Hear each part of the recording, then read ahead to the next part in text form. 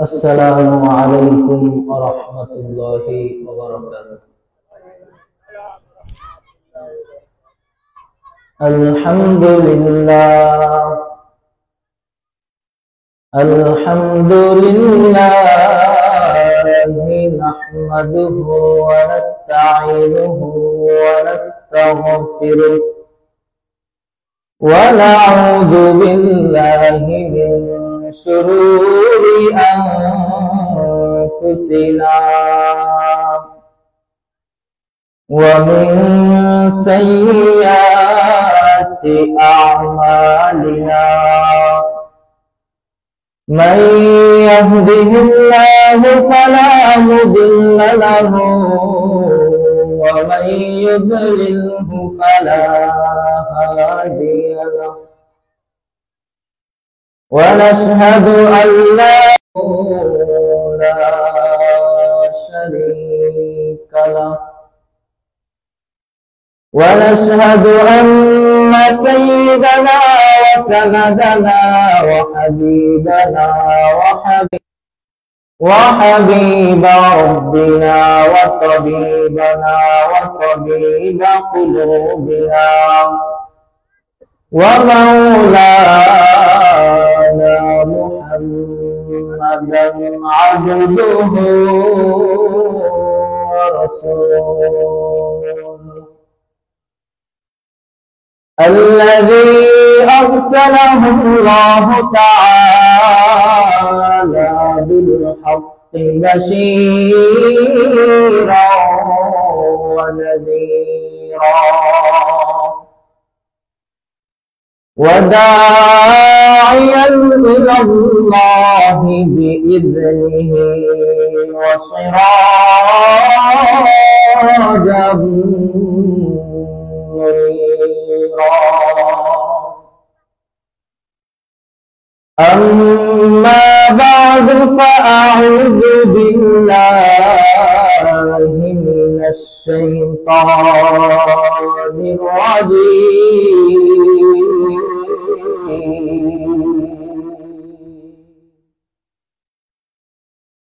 بسم الله الرحمن الرحيم.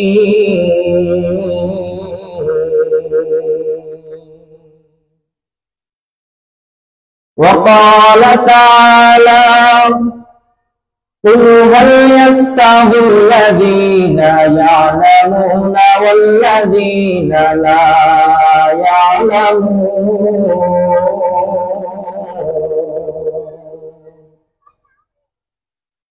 وقال النبي صلى الله عليه وآله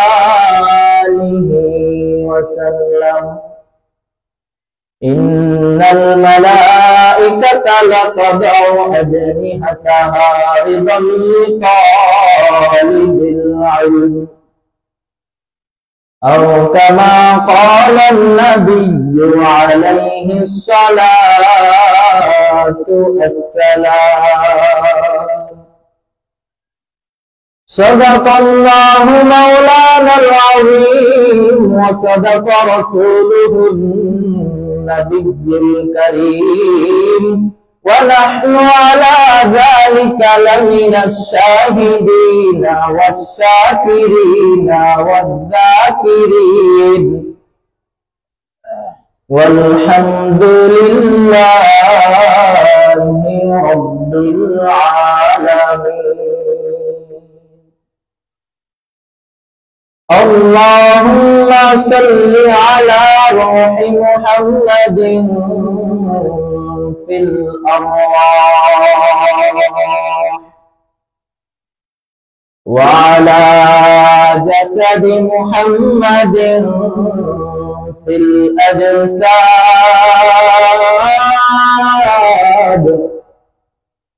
وعلى قلب محمد في القلوب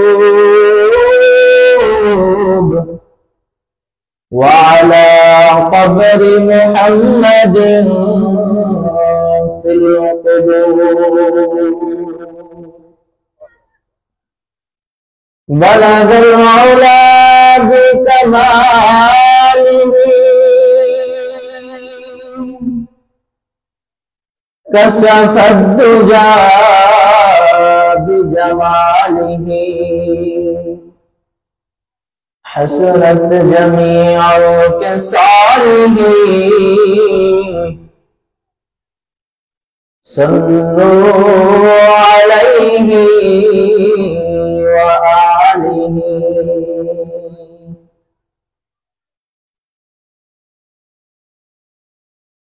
মারকাজুল উলুম মাদ্রাসার বার্ষিক মাহফিলে উপস্থিত সম্মানিত সভাপতি,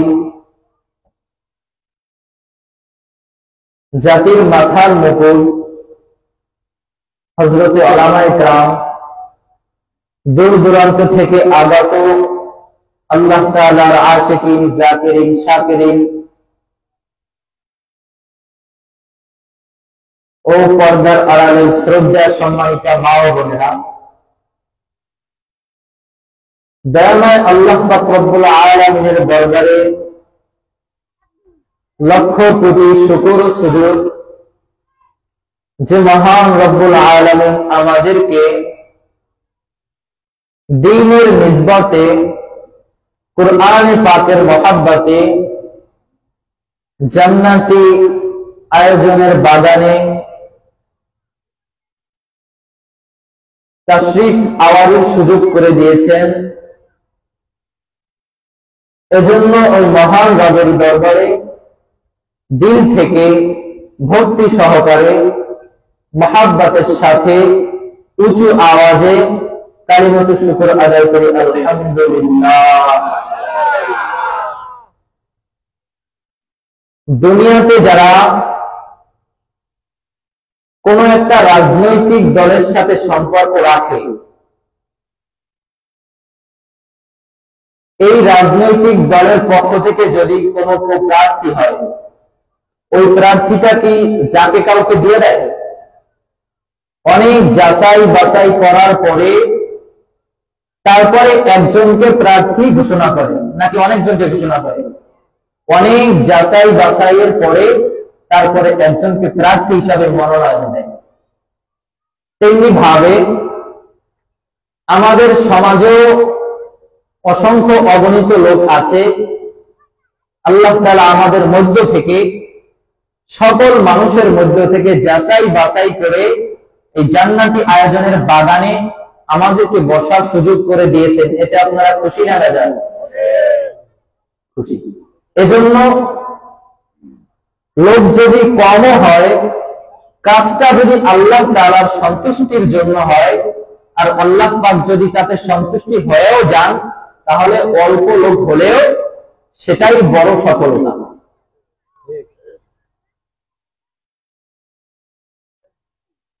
আমরা প্রত্যেকেই জানি যে তাম পৃথিবীর দিকে লক্ষ্য করলে তাম পৃথিবীতে শিক্ষা ব্যবস্থা দুই প্রকার,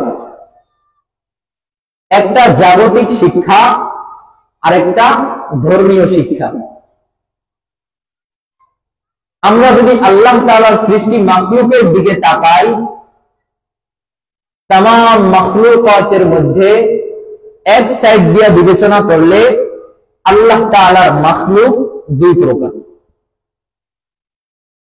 এক প্রকারের মাখলুক হলো যারা দুনিয়াতে থাকবে, কিন্তু দুনিয়ায় তারা যা ইচ্ছা তা করতে পারবে না, যেখানে ইচ্ছা সেখানে যাইতে পারবে না, যা ইচ্ছা তাই খাইতে পারবে না, যখন ইচ্ছা তখন ঘুমাতে পারবে না।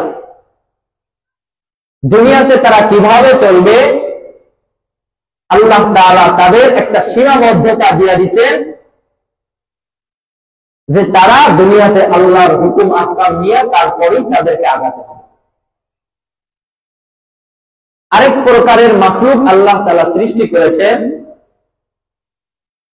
যেই মাখলুক দুনিয়াতে তাদের কোনো কাজ নাই, যখন ইচ্ছা যা ইচ্ছা তাই করবে, যখন ইচ্ছা তা করবে, যেখানে ইচ্ছা সেখানে যাবে,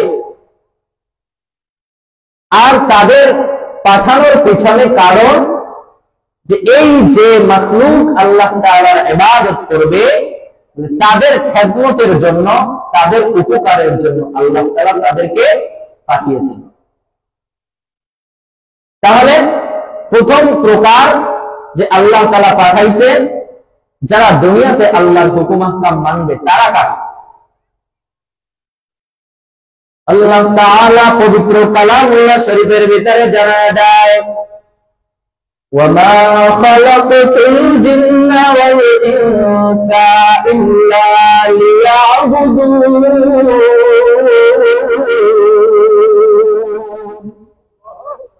আল্লাহ তাআলা পবিত্র কালামুল্লাহ শরীফের ভিতরে জানায় দেয়, দুনিয়াতে আল্লাহ তাআলা যত মাখলুকাত সৃষ্টি করেছেন তার মধ্য থেকে জিন এবং ইনসান এই দুই প্রকার মাখলুককে আল্লাহ তাআলার ইবাদতের জন্য দুনিয়াতে পাঠিয়েছেন। আর বাকি যত মাখলুকাত আছে তাদেরকে কেন পাঠালেন? আল্লাহ তাআলা অপর আয়াতে জানায় দেয়, হুয়াল্লাযী খালাকা লাকুম মা ফিল আরদি জামিআ। আল্লাহ তাআলা জানায় দেয়, আল্লাহর সৃষ্টি আর যত মাখলুকাত আছে সব কিছু এই শ্রেণীর মাখলুকের খেদমতের জন্য, উপকারের জন্য পাঠিয়েছেন। হাদিস শরীফের ভিতরে পয়গম্বর আরবি সাল্লাল্লাহু আলাইহি ওয়া আলিহি ওয়াসাল্লাম জানায় দেন, আদ-দুনিয়া খুলিকাত লাকুম ওয়া আনতুম খুলিকতুম লিল আখিরাহ। যে আল্লাহ তাআলা একমাত্র মানুষ এবং জিনকে পাঠাইছেন আল্লাহর অনুগত করার জন্য, আল্লাহ তাআলার হুকুম মানার জন্য।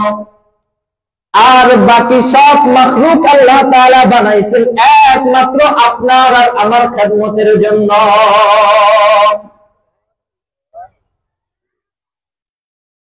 হাদিস শরীফের ভিতরে পয়গম্বর আরবি সাল্লাল্লাহু আলাইহি ওয়া আলিহি ওয়াসাল্লাম জানায় দেয়, আদ-দুনিয়া মাজরাতুল আখিরাহ। আল্লাহ তাআলা আমাদেরকে কেন দুনিয়ায় পাঠাইছেন? হাদিস শরীফের ভিতরে জানা যায়, দুনিয়াতে আমাদেরকে পাঠাইছেন দুনিয়াতে থাকবো, দুনিয়াতে খাইবো, দুনিয়াতে ফিরবো, আর এই দুনিয়াকে আমরা নিজের কাজে ব্যবহার করে করে আল্লাহ তাআলার থেকে জান্নাত নিজের করে নেব।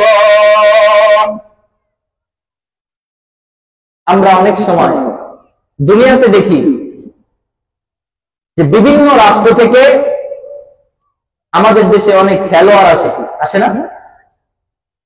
এই খেলোয়াড়দেরকে এমন ভাবে সংবর্ধনা দেওয়া হয়, প্রশাসন দিয়ে এমন ভাবে তাদের ব্যারিকেড দেওয়া হয় যে তাদের ধারে কাছে যাওয়ার ক্ষমতা কেউ যেন না রাখে। তাদেরকে রাতে 5 স্টার 7 স্টার হোটেলে আলিশান ব্যবস্থা, এত বড় সুযোগ সুবিধা দেওয়ার পরেও তাদের দিকে দেখলে দেখা যায় তারা সেই 5 star 7 star room, AC CC ওয়ালা রুম রেখে সকালে সকালে ব্যায়ামের জন্য নেমে যায়, তাদের অনুশীলনের জন্য নেমে যায়, এবং কিছুদিন পর্যন্ত এরকম তাদের আপ্যায়ন করার পরে হঠাৎ দেখা যায় তারা আবার চলে গেছে। কেনই বা আসলেন? এত সুন্দর ব্যবস্থাপনা থাকার পরেও কেন বা চলে গেলেন? বলে তারা বাংলাদেশে আসছে একটাই কারণে। কেন? বলে কারণটা হলো তারা ট্রফি জিতবে এই জন্য। বলে 5 স্টার আর 7 স্টার হোটেলে থাকার জন্য আসেন নাই, বলে ট্রফি জেতা শেষ, বলে তারাও বাংলাদেশ ত্যাগ করে আবার যার যার দেশে চলে যায়। কারণ তাদের উদ্দেশ্য কি? ট্রফি জেতা, 5 স্টার 7 স্টার হোটেলে থাকা নয়। তেমনি ভাবে হাদিস শরীফে পয়গম্বর আরবি সাল্লাল্লাহু আলাইহি ওয়াসাল্লাম জানিয়ে দিয়েছেন যে দুনিয়ায় আমাদের সুখ শান্তি ভোগ বিলাসের জন্য পাঠানো হয় না, বলে দুনিয়াতে পাঠানো হয়েছে আখিরাতের ট্রফি, জান্নাত নামক ট্রফি জেতার জন্য।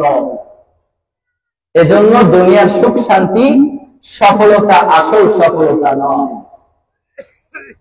তাহলে আখিরাতের সফলতা আমরা কিভাবে পাবো? কোথা থেকে পাবো? প্রথমেই বলছিলাম যে শিক্ষা কয় প্রকার? দুই প্রকার।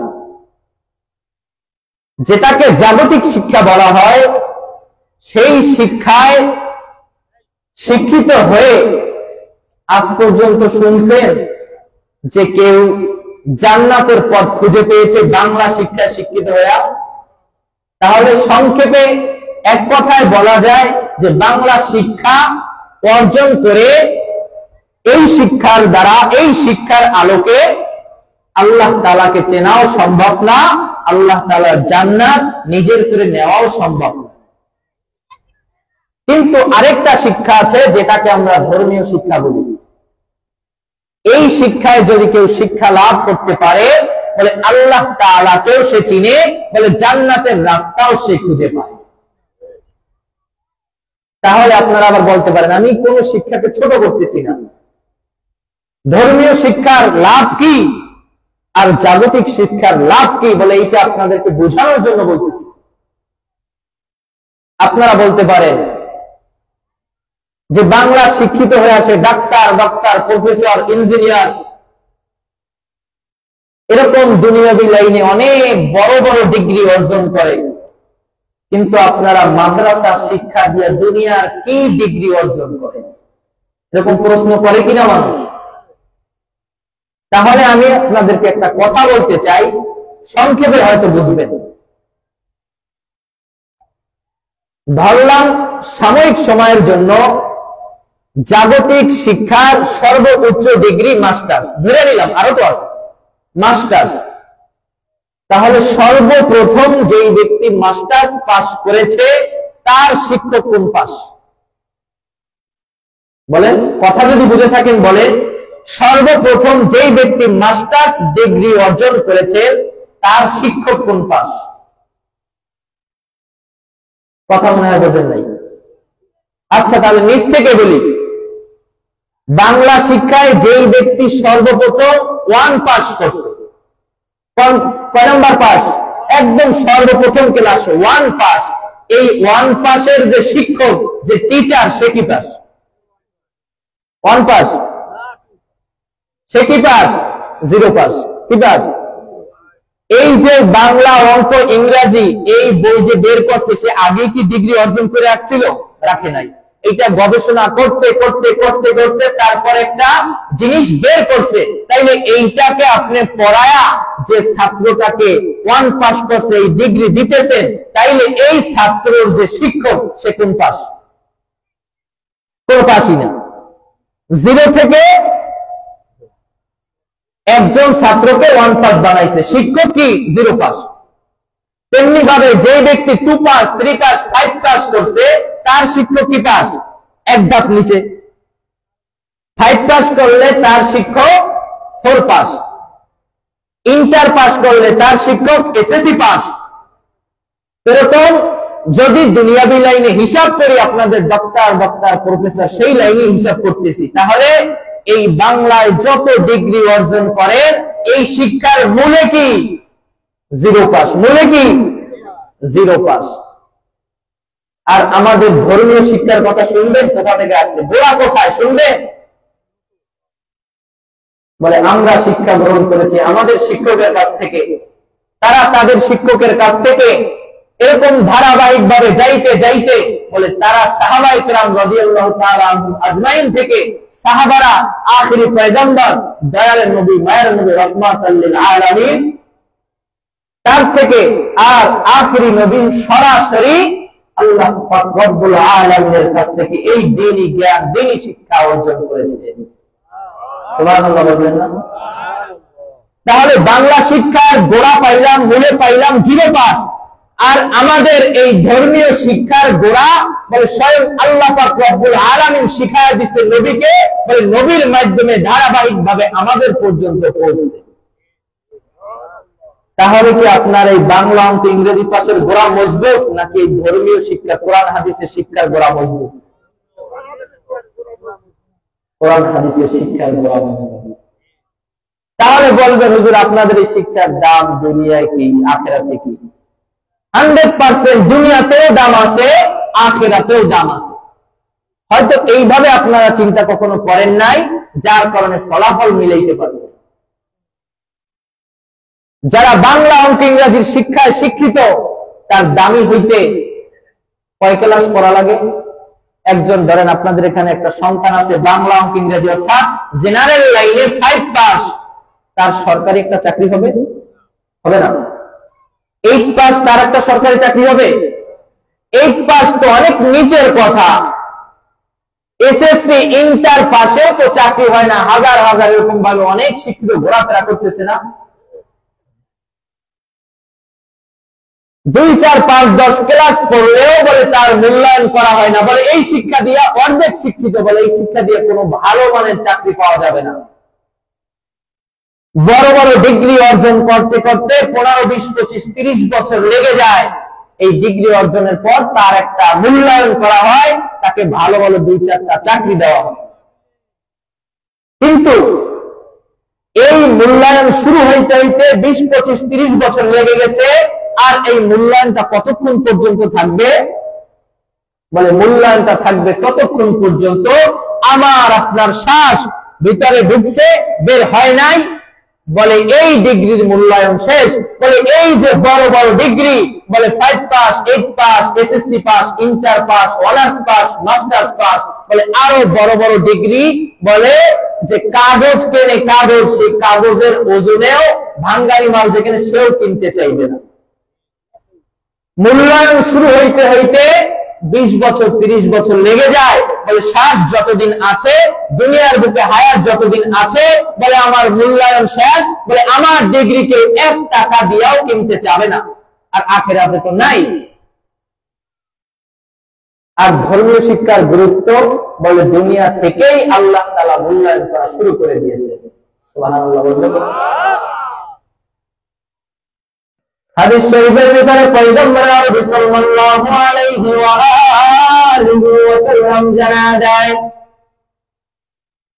মান সালাকা তরিকান ইয়ালতামিসু ফীহি ইলমা